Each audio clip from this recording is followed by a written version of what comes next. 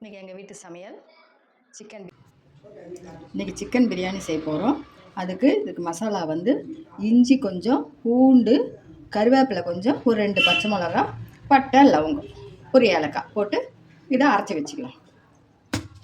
சொல்லுமா 3 தக்காளி போட்டு இதை அரைச்சி வச்சுங்க. இது சிக்கன் பிரியாணிக்காக இது கொஞ்சம் அரைச்சிக்கலாம். பட்டை, லவங்கம், அந்த அன்னாசி தூள், மராட்டி மொக்கு, ஏலக்காய்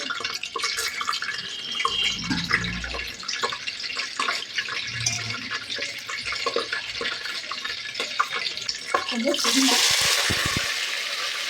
இந்த இலை பிரியாணி மிளகா அதிகம் வீட்டில் எங்கள் வீட்டில் வரும். பச்சையாக போட்டு இப்போ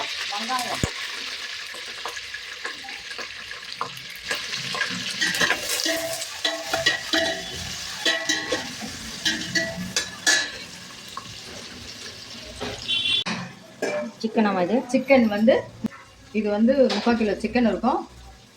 அது கழுவி க்ளீன் பண்ணி மசால் போட்டு வச்சுருக்கிறேன். வெறும் மிளகாத்தூள், உப்பு, மஞ்சள் பொடி, லெமன் புழிஞ்சி பிசிறி வச்சுருக்கேன். ஊறணுமா? கொஞ்சம் நேரம், ஒரு 1 மணி நேரம் 1/2 மணி நேரம் ஊறினா கொஞ்சமாக போட்டு பிசிறி வச்சுருக்கேன். இது வந்து பிரியாணிக்கு தகுந்த மாதிரி.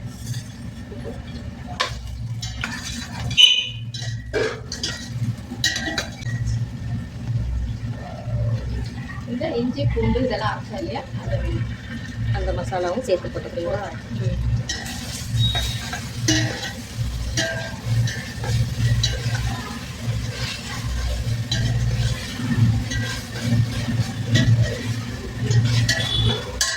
தக்காளிலாம் நல்லா கரையணும், அந்த அளவுக்கு வேகணும். சொல்லி தக்காளி நல்லா வதங்கணும். கொஞ்சம் இதுக்கு வந்து கொஞ்சமாக இந்த சாதத்துக்காக ஒரு ஸ்பூன் அளவு போட்டால் போதும். என்னது? வெறும் மிளகாத்தூள். இது வெறும் மிளகாத்தூள் கொஞ்சமாக. உங்கள் எப்படி காரமோ உங்கள் வீட்டில் இருக்கிற மிளகா கொஞ்சம் காரம் கம்மியாக போட்டதால கொஞ்சமாக போட்டிருக்கேன். அதிலே போட்டு பிசிறி வச்சுட்டேன். அப்போ தான் சிக்கனில் நல்லா உரைச்சி இருக்கும். அதனால் அது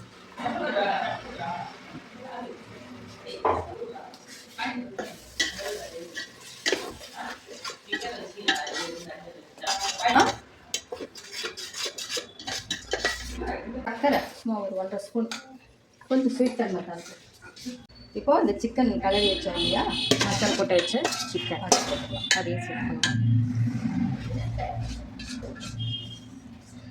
சரி, தட்டு போட்டு இப்போ மூடிடலாம்.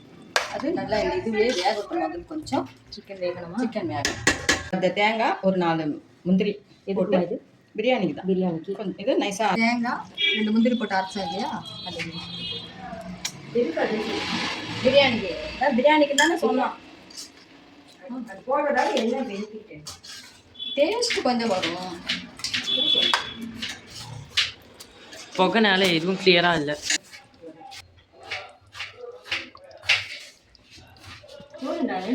இது தண்ணி திட்டமாக வச்சுட்டு அரிசி போடணும்.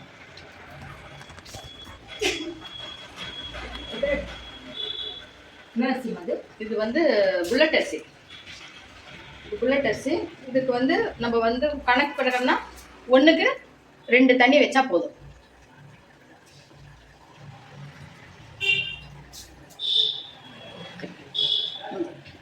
பிரியாணி வெந்துடுச்சு, அவ்வளோதான். நிறுத்திட வேண்டியது தான். அதுக்கு மேலே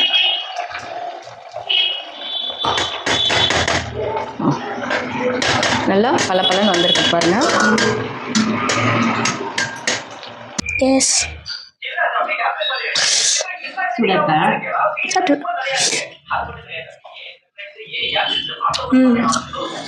சாதத்தில் நல்லா ஃப்ளேவர் இறங்கியிருக்கு.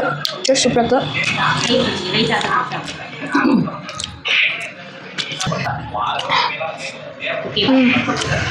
சூப்பராக இருக்கு. எஸ், பீஸ் நல்லா பஞ்சு மாதிரி இருக்கு. எஸ், ஃப்ரை சூப்பராக இருக்கு. டேஸ்ட் இருக்கு. காரம் சூப்பராக இருக்கு.